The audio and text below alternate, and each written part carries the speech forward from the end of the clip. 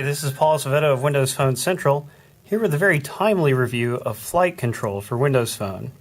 It's an Xbox Live game that works with both Windows Phone 7 and 8. Flight Control was created by Firemint, now known as Fire Monkeys, and it is the first game in the line drawing genre. It has 6 different airfields to play, which is 3 less than the iPhone version, unfortunately. It starts out at kind of a slow pace. Your goal is to make planes of the same, to direct planes to land on the same color runway. If the game moves too slowly for you, you can tap this fast forward button and it'll move faster for a little while, or you can lock it into fast forward by double tapping it. Got some yellow planes coming. One thing I don't love about the original Flight Control is that the color distribution is not very fair to the player, in my opinion. In most maps, the planes are overwhelmingly red, with just a few planes and helicopters of different colors. So it's kind of stacked, the odds are stacked against you because you really have to manage way too many planes for just a single runway.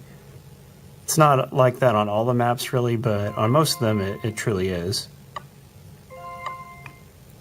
Also, in this particular version, the line drawing isn't super smooth. Like, it is just a little bit more angular than it would be on iOS or Steam.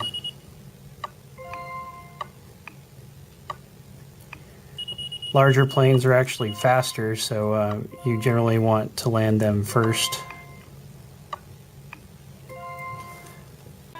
Some airfields have unique features, like in this one you've got planes that come in without your control.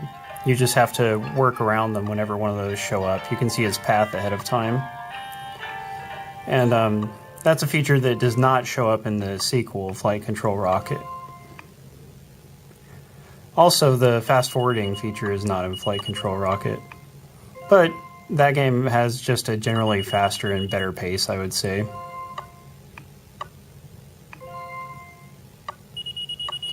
Whenever the planes land in this one, it always says some kind of congratulatory phrase that's supposed to represent a different country, like this one I guess would be Australia or someplace like that. In this map, different runways open depending on the direction of the wind. The wind changes every now and then, and so you'll have to send planes to the other runways. So the original Flight Control is all about trying to get a higher score. Like, there's no meta game beyond that. You're just playing for score. It's got you know, friends leaderboards like any Windows Phone game. The leaderboards are actually much slower than any other Windows Phone game I've played, though, which kind of takes a little bit away from the competitive aspect. Of course, besides playing for score, you can play for achievements. Most of them are pretty easy. The only one that's going to really take some time is landing 10,000 planes. That will take you at least, I'd say, 15 hours or so. So that's a lot of playing the same 6 runways over and over. I wish this version had more runways and more content like the iOS game. So if you have a Nokia Lumia phone and you can get Flight Control Rocket, the sequel really is a better game.